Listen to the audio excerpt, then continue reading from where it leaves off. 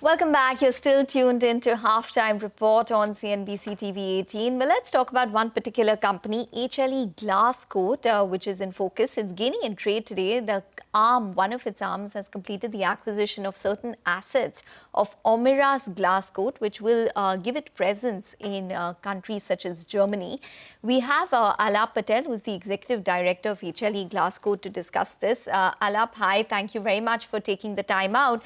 If you could just begin by telling us about, this particular acquisition you've made, Omeras Glascoat. You've acquired it for around 230 odd crores. What is the plan when it comes to turning around the company on the bottom line, considering that it has been loss-making as per the financials for 2023 and 2024? Sure. Good afternoon, and first of all, thank you for having me. Yes, we acquired the assets of this company called Omeras GmbH. This acquisition was completed for an asset value of 2.75 million euros. So that sums up to something like 27.5 crore rupees, at the current exchange values, not really 230 crores. So this company, Omeras, is engaged in manufacturing of some specialized glass-lined panels. These panels find application, in a variety of end uses.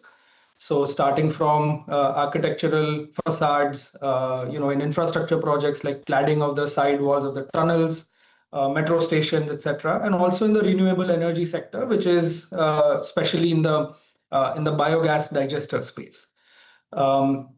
So very, like you said, the company was in a self-managed insolvency procedure when we acquired the assets. The company actually turned a loss only for 1 year, which was the calendar year 2024. And the turnaround was already kind of, underway in the year 2025 when this deal, we started negotiating this deal. The turnaround actually hinges on two main aspects. One is the discontinuation of the EPC portion of the business, which was the primary driver for the losses.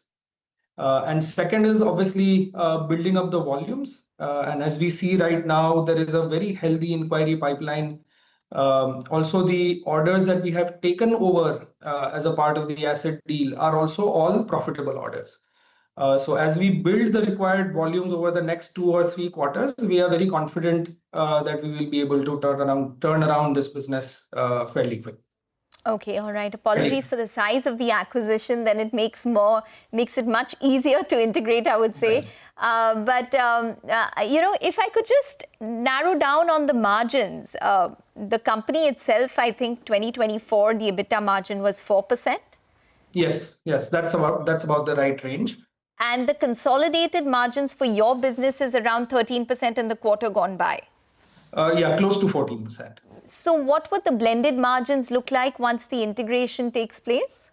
We believe that the sustainable margins for the Omeras and Omeras stored businesses also could be in the double-digit range. And, with the revenue, we are expecting about 20-25 million euros worth of revenue coming out of this vertical.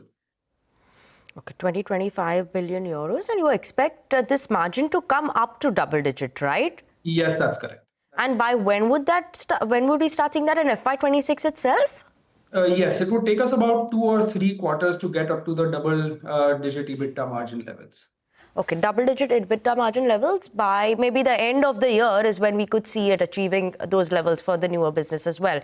So maybe in the next 2 quarters, some bit of that impact could come in on the margin, right? Then yes, slight bit of an impact in the next 2 quarters at least. Absolutely. And then maybe Q4 onwards is where we could see that improvement coming in as well.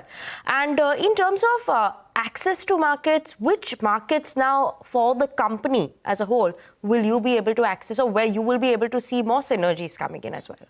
Sure. So this acquisition actually fits very nicely with our existing business in terms of the technology required for manufacturing. So glass lining is our forte, and all, or rather a large majority of the products of Omeras are also glass lined products.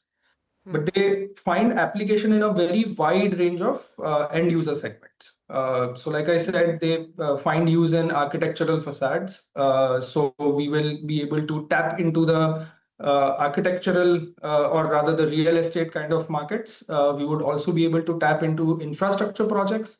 So whenever there is a a new tunnel being built, or railway stations or metro stations being renovated, we get access to that market. We get access to all kinds of storage markets. So be it treated water, wastewater, effluent, sewage treatment facilities, etc. And like I said, in the renewable energy segment, through the biogas digesters that this company makes.